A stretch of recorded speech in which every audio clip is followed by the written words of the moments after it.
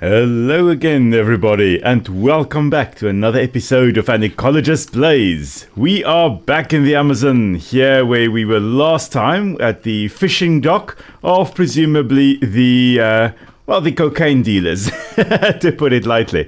Now, we have set up a very small little camp here. All our vitals are quite alright. We've got some soup that's cooking over there. We are going to let the fire burn, because if we let it burn long enough, we will have ash and charcoal, which we can then use for a variety of things. Now, looking on the map, we are currently right over here, and there is this little piece of land right over there that I think we should go and have a look at. And today, I think we should wander along over that side and then along this side here and see what we can find. Because you never know what you're going to find. In terms of our backpack, we have got enough space. So the 30 of the 50 kilograms that we can carry, we currently have. We have quite a few arrows as well, 15 arrows that we are currently carrying. And we can also shoot all kinds of birds in order to get more feathers for more arrows. What we've got here would be one of the fastest growing grasses in the world, bamboo. Almost thought I heard something there for a moment. So bamboo actually starts out as a little seedling that germinates, and then it spreads horizontally with suckers, and then it produces this whole stand. So this could actually be from one plant originally that grew and expanded over a larger area, and it's... So I thought I heard something. And there is a Brazilian wandering spider again. I will be coming along here again later, so I'm just going to kill him. I don't like killing spiders in my home as well. We've got a few spiders living around us. I think we actually have one in the room that I'm currently recording in. He is actually chilling up on the ceiling. And we just, prefer living in harmony with nature. So we don't kill the spiders. They kill all kinds of bugs that may come into the room. This is interesting. This was a campsite. I hear footsteps. Not sure what I'm hearing. Oh, there's an armadillo walking over there. Okay, so that's what is walking around in the area. Now, as I was saying, spiders, they're obviously very important in the ecosystem because they catch all kinds of insects. Oh, there's a smoker. That's going to be very useful. And they make sure that, you've got fewer mosquitoes and flies and all kinds of things around. So in our house, we are quite okay with the majority of the spiders. Only the really venomous ones we try not to have in our house. But the usual, relatively harmless ones we will keep around. But in the game here, Brazilian wandering spiders and the Goliath bird eaters, we try to get rid of them as soon as we see them, because when you're walking along the undergrowth and you come across them, that's obviously not very nice. They will bite you and then you will, be worse for wear. I'm just going to pick up these coconuts here, chop them, and then take them, and we've got more than enough space. So we've found this little area. Obviously, there were some people here. Let's see, how good is this bow? 100%, that's going to be better than R1, which is, 17%. So we're just going to trade our bow for the better bow. And that's good. Let's have a look around here. So we had that little camp, and there's a little path going along here. Have to be careful. You never know what or who is waiting for you along these little paths. There's a nice little flower. Looks like something in the mint family. Oh, caiman lizard. Got a bit of a fright there. Some mushrooms. Seems to be a cave here. Oh, this is awesome. And there's a scorpion. So scorpions also being arachnids because they've got 4 pairs of legs and then a modified pair in the front that will form the pincers. This one here, a little difficult to see because it is highlighting like that. Let's have a look in here. This one is a relatively venomous one, and you can generally tell by the relative thickness of the tail and the pincers. If it has very big pincers and a very thin tail, then it is a relatively harmless scorpion species. Can still probably give you a bit of a sting, but if it's got a very thick tail and sting and a very thin pincers, well, then you are in for a bit of a problem if it does sting you. So this one is a mildly venomous one. It is going to hurt like hell, to put it lightly, but you're not going to die from it. It's probably not a medically significant scorpion species. So that one that was at the entrance, you don't want him hanging around there, because obviously you may step on it and get stung. So we just got rid of that one. We left the ones that we're not going to accidentally step on. Hopefully not accidentally step on. With Murphy, I most likely will end up stepping on them. But let's have a look. There was some kind of construction here. Hello. A bamboo shelter. This is awesome. Okay, we've got coconut bowls here. We're really getting stocked up. There's some beef jerky. And we've got enough coconuts, so we're just going to leave those ones there. We can come and collect them later if we wanted to. So that's just a relatively small little cave that we are wandering in. It can be quite dark in the caves. I have set up the brightness a little bit, just so that everybody can see what is going on in here, especially at night. So if we have a look at where we are on the map, we are currently here. Okay, so if we go a little bit north, we should come to that river, and then we'll head over the stream to see what else we can find. North is in that direction, so let's head northeast. And there is the river down there. Perfect. Okay, let's have a look at where we are. Getting sidetracked here. 4916, we are over here. I think let's stay along the wall, and then we should be relatively safe, because then we have one less side to worry about things sneaking up on us. Man, oh man, this game does sometimes terrify me quite a bit, just with the silence. You are all alone. You don't have anyone to talk to except Mia occasionally. So I guess while I'm walking, I should probably speak to Mia. That should calm me down a bit. There's a rattlesnake way over there in the distance. I'm just not going to go down there. I should probably speak to Mia, just so that I've got some company as well. Because with me just, walking around here alone, it can get quite terrifying. You just hear movements and sounds, and okay, I can imagine that this would get to a person. You will start hallucinating and imagining things quite a bit. I think let's have a look. There we go. Let's have a look at what we can talk about. The campsite we found in the cave. Yeah, I found a campsite in the cave. Looks abandoned. I think the owner isn't coming back. I hope you found something useful. Might be able to learn a thing or two from the way the shelter was built. That's great. Okay, so we learned how to make a certain shelter. Now there is another rattlesnake over there. I'm not sure whether I would be able to see him later on, so let's just kill him and harvest him. Level up our archery skills as well, and hopefully our animal harvesting skills as well. And now we are too heavy. We can't walk anymore. We are carrying so many things. Shame. Okay, so let's just get rid of the meat that we just collected.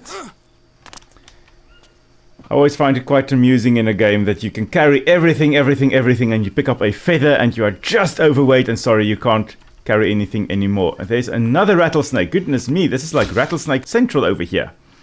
Let's have a look here. Let's harvest him as well.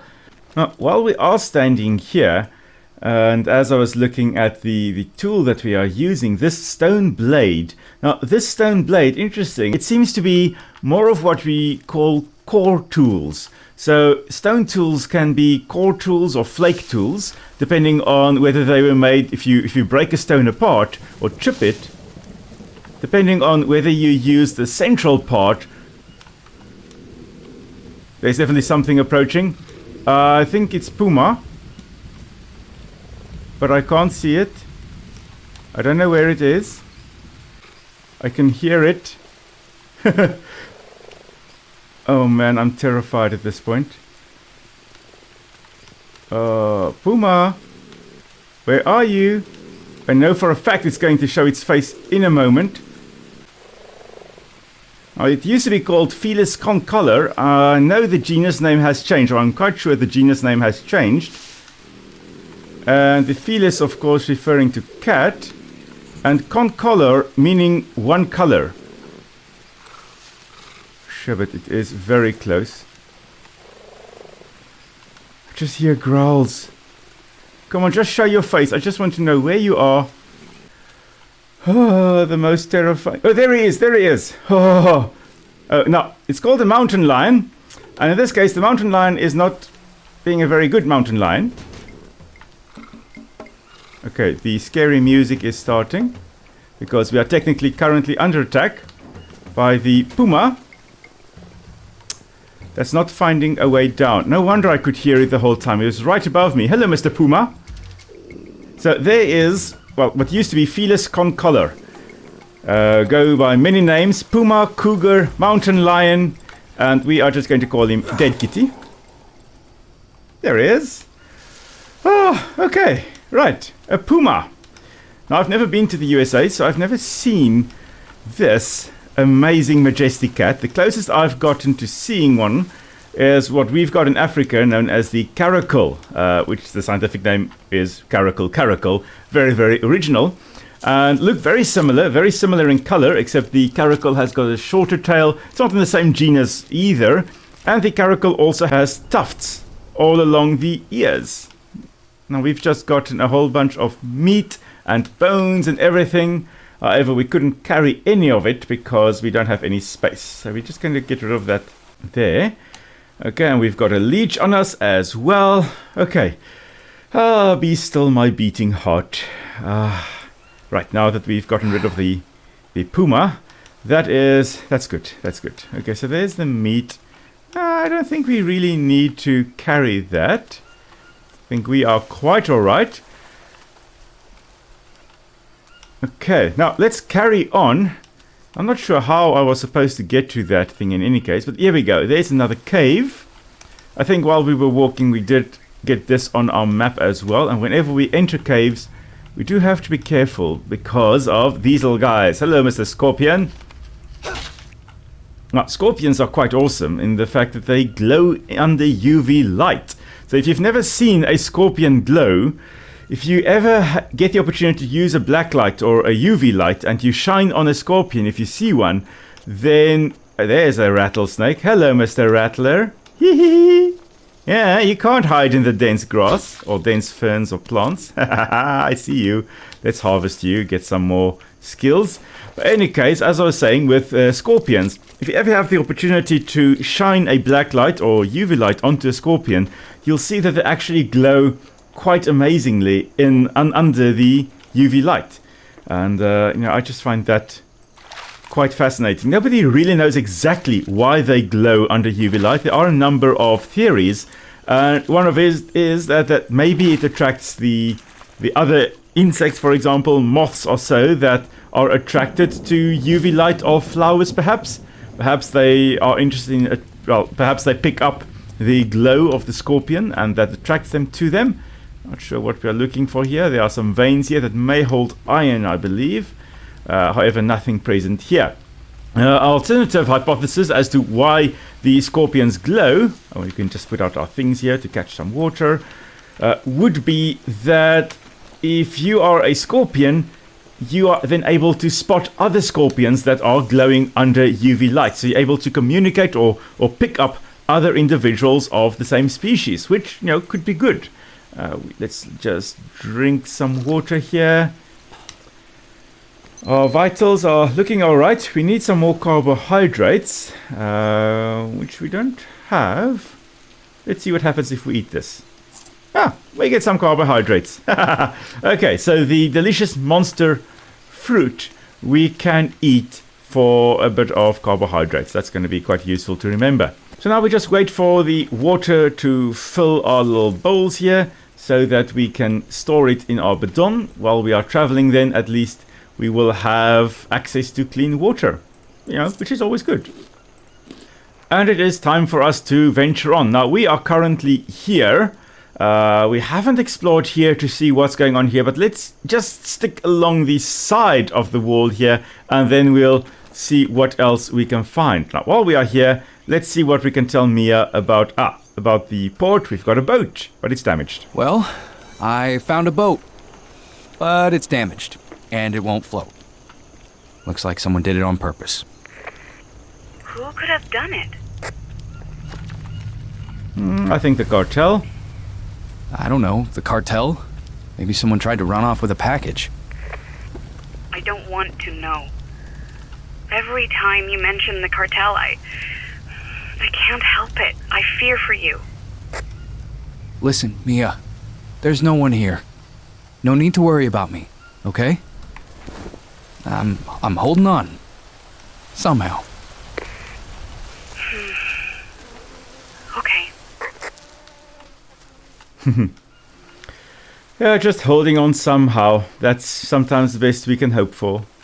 Especially in years like the past 2 years. Goodness me. It's been a trying 2 years. My wife and I actually spoke about it earlier. It's been a rough 2 years, but it's also been amazing 2 years. I mean, I got married in the 2 years. We not built a house. We bought a house.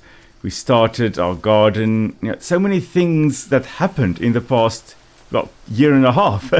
But also, you know, so many people we've lost in the past year or two.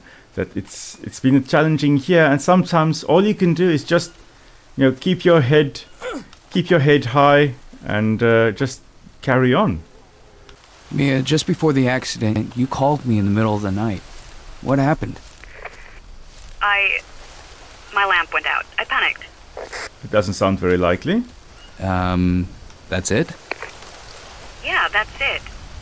I know, given the situation you're in, my problems really don't seem like much, but I got scared, okay? Oh, I'm sorry. I didn't mean to offend you. It's not that. I just don't know what will happen to me if we don't get you out of there. Mia, come on. Don't say that. Let's just focus on getting you out safe and sound, okay?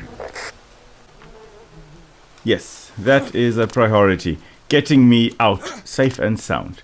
So we just walked past a little clearing, and clearings like those would typically be where you would be able to set up a nice little camp whenever you are, you know, out in dangerous areas. You want to be able to see what is happening right around you. Now, of course, that does also put you in a position that everything else can spot you. So, you know, it's basically a catch-22. And whatever you do, you lose. Which always reminds me of that Mrs. Robinson song by Simon and Garfunkel. Everywhere you look at it, you lose. But anyway, catch-22. Oh, goodness me, I just saw something big. I thought, what on earth is that? But this is a tapir. Walking close again. Ah, there we go. Got a little fright. We're just sitting still so animals can, you know, come closer without too much fear of realizing that we are here. I love tapirs. They are the weirdest creatures. As far as I recall, there are 4 species of tapirs. 3 in America, or in Central and South America, and 1 in the Australasian or Asian area. So there seems to be something going on down there. I wonder, we should be able to, there almost seems to be a way to get down there. I think we should head in that direction, see if we can find a way down to that central section. So let's just keep on walking along this cliff face. I'm sure eventually I will feel comfortable enough to head more inland of where we... There's a green iguana again. More inland of where we currently are. But for now, I am still stressing in this game quite hectically. Even though I have quite a few hours in this game already, I do still stress, especially with me being alone here. You know, if things go south, not sure what I will do. So let's quickly eat some bananas. Yay! And I think we should build a bit of a shelter around here somewhere. So let's probably build it here. Boom! And like magic, we have a shelter. So we're just going to save and sleep a bit because our energy levels are quite low. And then we will carry on with our adventure. And we are back. Let's just pick up a bit of a stick here. And then we'll carry on with our adventure. Might as well snack as we go along, and we'll take that one to harvest for seeds in case we start, you know, establishing a bit more of a permanent base and we want to cultivate some plants. At least we then have the seeds ready to do so. Now there seems to be a pathway going along here, so I think let's stick on this. We need a bit of water, we need a bit of protein, a bit of fats. Overall, we are quite fine. 4118, we are currently here. Okay, so we are along this side of this cliff face, but we can carry on along here, heading east. Yes, that's the right direction. So let's stick on this pathway and see what we find. We're just going to ignore the dead toucan there. We don't have the space to carry it at the moment. We've got enough arrows for now, I think. Touch wood. But I think let's just carry on and make sure that nothing is following us. And we've got some nuts here, some raffia palm nuts. Might as well eat those as well. Pretty sure I heard footsteps. Oh, interesting. Snare trap. Might as well set that, because you never know what you're gonna catch. Hunting is like a box of chocolates. Never know what you're gonna catch. And if we... Oh, there's another little scorpion walking along here. Let's just make sure that we don't get stung by it by removing it from existence. Ah, seemed to be some kind of elevator. Empty, of course. Just had to be this way. Of course it had to be this way. Wouldn't be, can't be that easy, you know. So let's see. We are currently here at the elevator. Now we haven't explored the central bit here. So I guess let's have a look there. Let's head a little bit west. So we're backtracking a little bit, but we're not going to stay completely as close to the wall or the cliff face as we did up until now. Let's head a little bit more inland and see what we can find. But let's first see here what we can tell Mia. Mia, you're not going to believe this. I found something strange. An elevator. An elevator? In the middle of the jungle? Yep. What are you talking about? I'm not sure yet. The engine's out. Probably ran out of fuel. Ah, fuel. Got it. Any idea where we can get some? You can get some. Let me think about it, and I'll let you know. I got a couple of ideas. We'll let you know. Oh no. Oh dear. These guys don't seem happy. So let's just... Oh, hello. Oh dear. That one was a miss. Okay, you are definitely coming towards me with murderous intent. So let's remove you from existence. And of course, right at that moment, I also do have 3 leeches on me. So while my heart is racing, let's inspect what we've got here. So there's a tribal spear. Relatively alright condition. Better than my stone spear, so I'm just going to carry that. Hello. What are you? A Waraha spearman. Okay, so I'll take my arrow. Hello there. Now, initially I thought I was going to have to blur certain parts of the tribesmen, but turns out the things that we see dangling in front of our eyes there we go, that is what is called a Corteca, or also called a penis gourd, because it's a cucumber that is oftentimes a cucumber, a very hard-skinned cucumber, grown for this purpose, to cover certain more vulnerable parts of the male body. Now, it is obviously a useful thing to have when you are walking along the forests and there are thorny plants everywhere. So if you have got that on, then obviously that is protecting you a bit from scrapes and bruises and all kinds of injuries that you don't want to, have while running around the jungle. But also it has, in certain tribes in Papua New Guinea, the Cortecas, there's another rattlesnake as well, or the Corteca is also an identifying, or a way to identify to which tribe members belong. Because each tribe's members will have different carvings on there and different shapes and different sizes. And interesting to note, the size of the Corteca that a tribesman here is wearing is not an indication of how well endowed that individual is. It is just the way the culture or that specific group of people would actually be making the Corteca. So the Corteca, the penis gourd, found in some Amazonian tribes, clearly here with the Waraha as well, and also found in Papua New Guinea. Now, I'm not even sure. We're definitely not walking in the right direction. I got sidetracked completely. So it seems there are people along here as well, but they clearly were not very happy with us. I believe that's probably a hunting party of 2 members that were walking along and happened to come across me. I thought for a moment I heard voices, and that's a tapir. It's a tapir moving way up along the hill there. So we should keep our eyes peeled. Where there are 2, there may be many. So you never know what you're going to find in the jungle here. There's a tapir looking at us with its proboscis, its nose. Oh, I love tapirs. I would love to see one in the flesh. Haven't, but I'm sure one day I will be able to. They make the funniest and cutest sounds. You know, a sound you don't expect to come from such a large-bodied creature.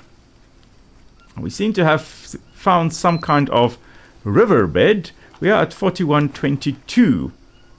4122. Oh, we are over here somewhere. Interesting, there seemed to be some kind of passage along there. We actually should be heading northwest from where we currently are.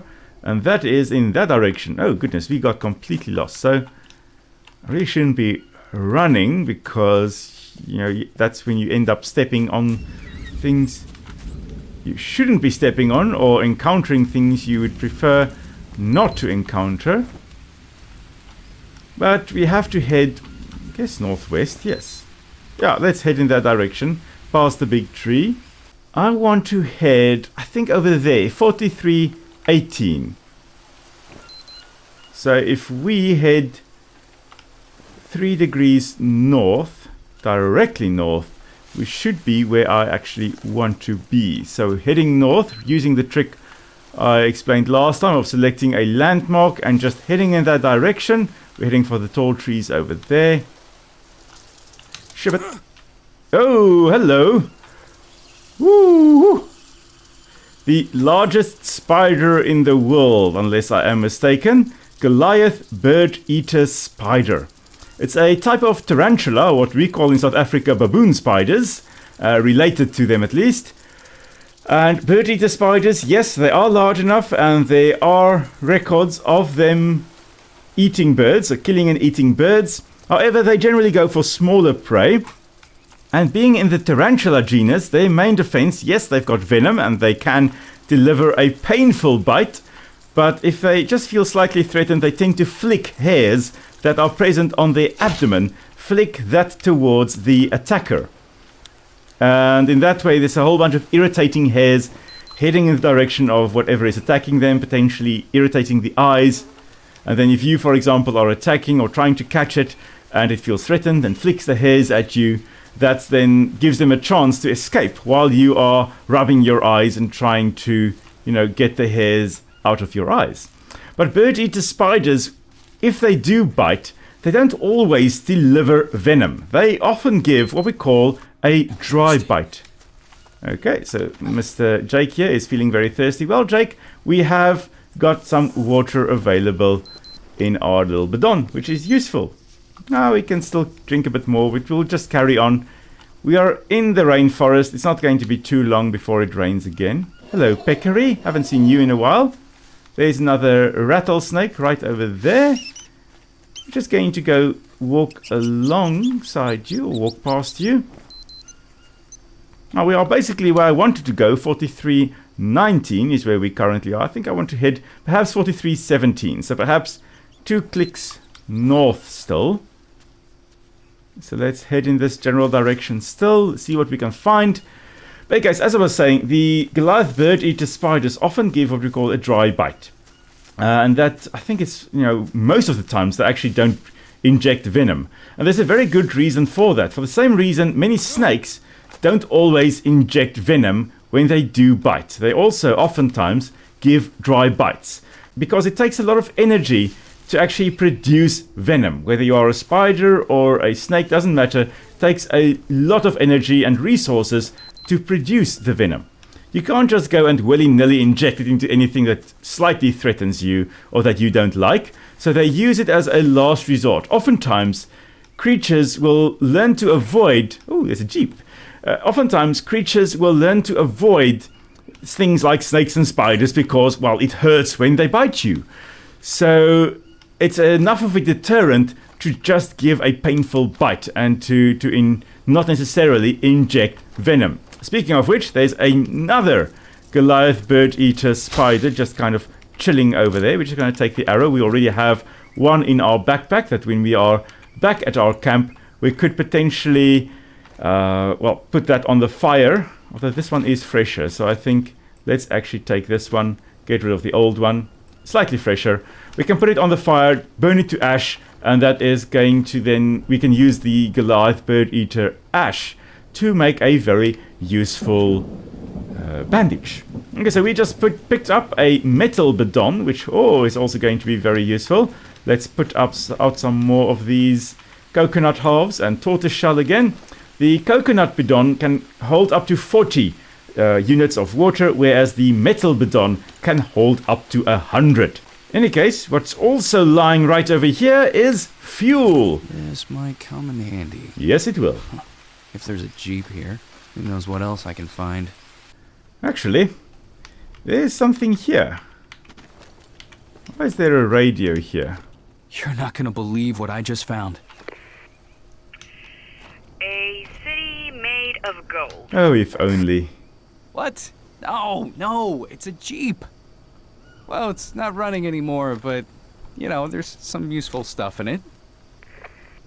So it's good news, right? I think so. There's one thing that bothers me, though. I found something that looks like a listening device connected to the walkie-talkie. Crazy, right? That's not good. Do you think someone might be listening to us? It would be nice. Maybe they could help find me and I can finally get out of here. Usually, if someone is eavesdropping, they don't have the best of intentions. I'm starting to think it doesn't even matter. Don't lose hope. You have to come back to me. Oh, Mr. Hopeless. I know. Don't worry. Okay, unfortunately the sound did stutter a bit there. It seems my game is stuttering a bit or lagging a bit here. But okay, let's follow this road along to see what we can find. There's something in the road there. It's a three-banded armadillo. Hello, little guy. And armadillo meaning little armored one in Spanish, which is, I think, just the cutest name ever. Okay, so this seems to be where the track ends. Okay, why? Why doesn't it go any further? Oh, there are some poles planted in here. This is interesting. I need to rest. Oh, do you need to rest? Shame, poor baby. Following this pathway here, we should be able to get to our little camp, which should be right through here. Because apparently Jake can't go a day and a half without resting. He clearly has never marked exams. Because then you go a long time without sleeping, if you have to. Okay, we are well rested again. The bananas are back. Well, this is going to be nice. Let's eat a few bananas. And we need to drink some water. So let's drink the water here. We harvest it and we eat the coconuts. That'll give us a nice bit of fats, a few carbohydrates as well, and very importantly some water too. Now unfortunately our protein is also still quite low, and we are very far away from fire and the base at the moment, so we can't cook any meat for protein. So we're just going to, not really worry too much about that. Carrying along, we were here earlier. So let's have a look. Our snare trap here has fired. However, we haven't caught anything. So let's reset it. And now, of course, that we have the jerry can full of fuel, now we can go down the elevator and see what we find at the bottom. So here we go, back at the elevator. Let's give it some fuel. Ah, wonderful sound. Hey, remember that elevator? I brought some fuel and started the generator. Woohoo! That's great. Where did you find it? Well, in the old Jeep. It wasn't so hard. If you say so. Let me know if you find anything useful down there. Will do, Mia. I've got this sneaking suspicion there must be something waiting for us down here. It's a long way down. Of course, there's no shortcut way for us to get down here because you would really die from that height. And in that case, this game is really realistic. You've got quite a bit of fall damage. Even a small-ish fall can give you nasty, nasty wounds. So let's carry along this little trail here, clearly set up for people to walk along. Nice planks for extra grip. And let's eat a few more raffia nuts for the fats. Oh, interesting. So we have some kind of quarry or excavation at the end of this pathway. Mia, you're not gonna believe this. Looks like I found an illegal gold mine. The jungle is full of surprises. Anything of interest there? I'll let you know. But I think that is where we are going to end today. I just want to thank everybody for coming along on this journey with me and for subscribing. For those of you that have subscribed, I am thankful for every one of you. All of you who are watching this video, from the bottom of my heart, thank you very much. It brings so much joy to know that when I have uploaded this video, someone will watch it. And I thank you for coming along on this journey. And join me next time where we go and find out what on earth happened at this illegal gold mine. And why are there so many parrots over here? So join me next time as we explore further in Green Hell. I'll see you next time. Until then, stay safe. I will see you soon.